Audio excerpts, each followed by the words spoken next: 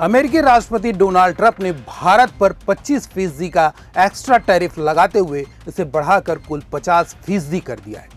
बुधवार को एक कार्यकारी आदेश पर साइन करते हुए ट्रंप ने कहा कि रूसी तेल लगातार खरीदने की वजह से भारत पर अतिरिक्त टैरिफ लगाया गया है। अब भारत ट्रंप की सबसे ज्यादा मार झेलने वाले देशों में शामिल हो गया है। नमस्कार, मैं हूं अभिषेक दुबे और आप देख रहे हैं CGNN लाइव।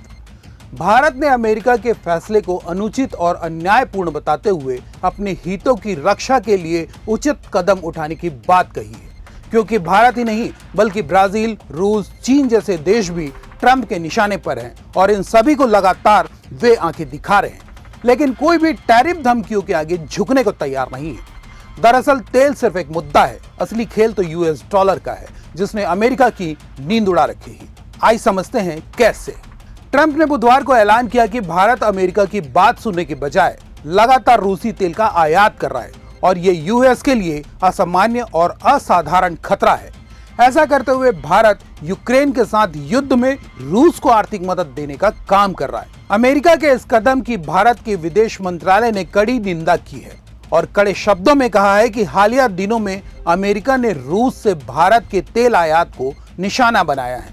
हमारा आयात बाजार कारकों पर आधारित है और 140 करोड़ लोगों की ऊर्जा सुरक्षा सुनिश्चित करने के लिए है। भारत सरकार देश के हित में अब उचित कदम उठाएगा। पीएम नरेंद्र मोदी ने गुरुवार को अमेरिकी टैरिफ का जिक्र किए बिना कहा कि हमारे लिए अपने किसानों का हित सर्वोच्च प्राथमिकता है।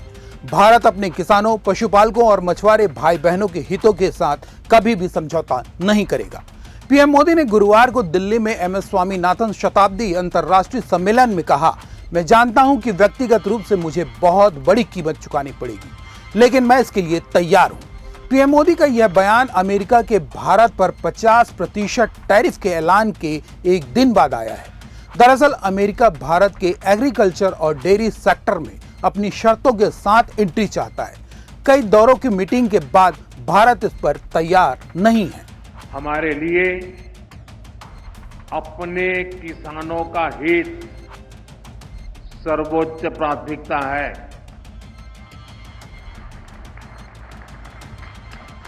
भारत अपने किसानों के, पशुपालकों के और मछुआरे भाई बहनों के हितों के साथ कभी भी समझौता नहीं करेगा।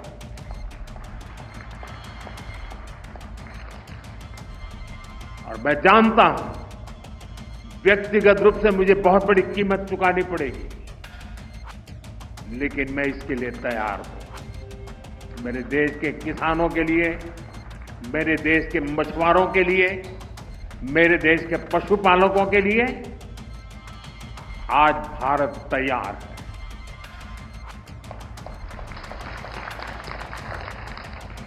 किसानों की आय बढ़ाना, खेती पर खर्च कम करना,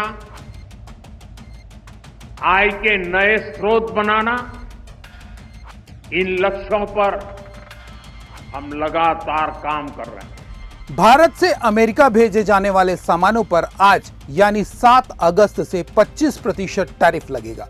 वहीं 25% एक्स्ट्रा टैरिफ 27 अगस्त से लागू होगा। इससे भारतीय सामान अमेरिकी बाजार में महंगे हो जाएंगे, उनकी मांग कम हो सकती है।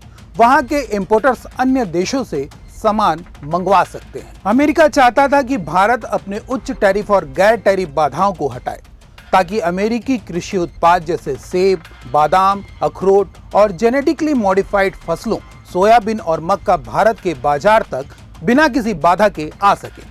साथ ही अमेरिकी डेयरी उत्पादों, विशेष रूप से पनीर और दूध पाउडर के लिए बाजार खोलने की मांग कर रहा था, जो भारत के 8 करोड़ डेयरी किसानों के लिए खतरा था। अमेरिकी डेयरी प्रोडक्ट भारत में धार्मिक रूप से संवेदनशील मुद्दा है, क्योंकि अमेरिका में गायों को भोजन के रूप में मांस और मांस से बने प्रोडक्ट दिए जाते हैं। प्रधानमंत्री मोदी ने अपनी संवेदनशीलता का परिचय दे दिया है। इस पर आपकी क्या राय है, हमें कमेंट बॉक्स पर जरूर बताएं और भारतीय होने के नाते ट्रंप के खिलाफ कमेंट सेक्शन में विरोध जरूर दर्ज करें।